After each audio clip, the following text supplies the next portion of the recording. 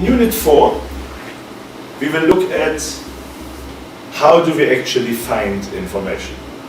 You might think that's easy because a lot of information is coming to us and the internet has more information than we can read in a lifetime. And you will say, well, I know how to Google. Well, I hope to be able to teach you the one or the other trick, because Google is actually a lot more powerful as a tool for us than what most people do, just typing a question in or 2 or 3 search terms. So first I'll talk a little bit generally about what are sources of information, what has changed in the past decades.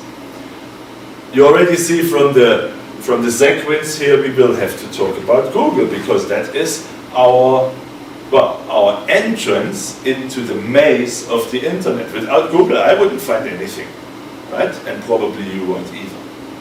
And then we look at a few principles of searching the web at the example of Google. First, a few basic things that you probably know, or well, you know most of them. Then a few advanced things that you probably don't know. Well, in the olden days, information was distributed, decentralized if you want. You would find information in libraries, you would find information in archives.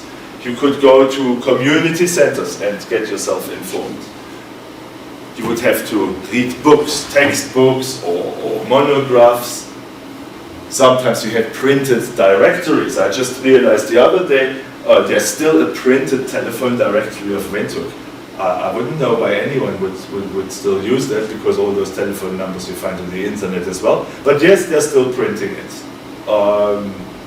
Probably a year or 2 from now, they will realize nobody's using that kind of information anymore. So that was how it used to be until, well, pretty much 10 years ago. And now we've replaced the libraries by Google. We've replaced archives by Google. We've replaced information centers by Google. For everything, we go to Google, Google, Google. And even the information centers, archives, and libraries, they're actually playing along.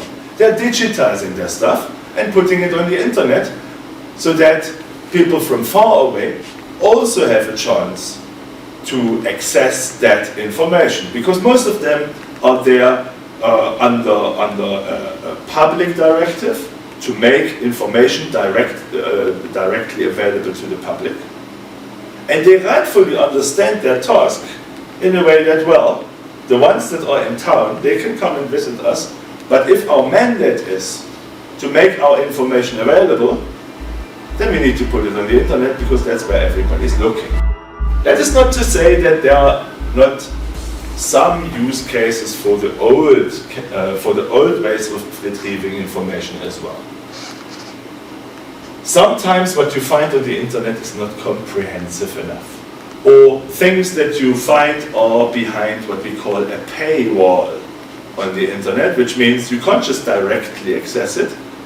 They will ask you for a fee before you can read it, right? And the library will typically not ask you for a fee. Actually, the library has paid that fee in order to make this paper or that book available to you. Depending on certain topics, for selected areas of knowledge, the internet might not be too good. Particularly, for instance, when the underlying knowledge and information is not available in writing, right? Try to Google for a melody, for a piece of music. That's still very difficult, right? We can search for images, we can search for text. For a melody, there are apps available these days. It will come, it will not take long, but currently that's still very difficult. Primary information is still very often collected in an offline way. Yeah? So if I'm going around and I'm interviewing people, yes, I will type it into my laptop, but I might not directly transfer it to a web platform, even though that is also changing. And then things that are older than 20 years, or 24 years, that's the age of the internet, right?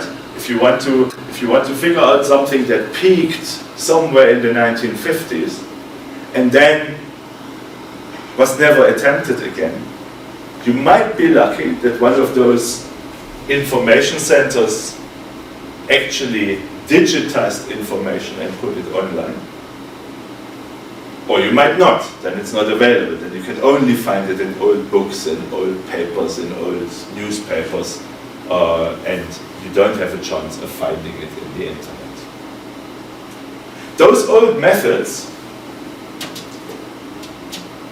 to search will be part of a separate lecture. We will now look at the new ways of searching for things. In order to search the internet, we have search engines. And again, I have an old and a new distinction, because in the 1990s, when the internet came up, people realized, oops, we need a search engine. Now, a search engine has a potential for its owner to make a lot of money, because they can give you search terms or results of what you've been looking for, and they can also give you advertisements. Right?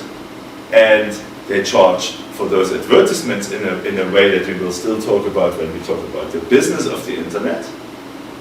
And if you can be the one search engine that everybody is visiting, then the money is yours. And if your competition wins, then the money is theirs. So in the old days we had Yahoo search engine, we had Alta Vista, MSN, Ask.com, many others. There were hundreds of search engines. Well, not anymore. Google, wherever you go, right? I think Alta Vista is not even online anymore. Yahoo search, well, who's ever using it, right? So many of those places have been going out of business, have been merging with other companies, have been bought up by Google, and that is the prevalent search engine of our days. There are a few examples. So for instance, in China you don't have Google, because Google finds too much, and the Chinese government is of the opinion that they need to restrict what their citizens are allowed to read. Right?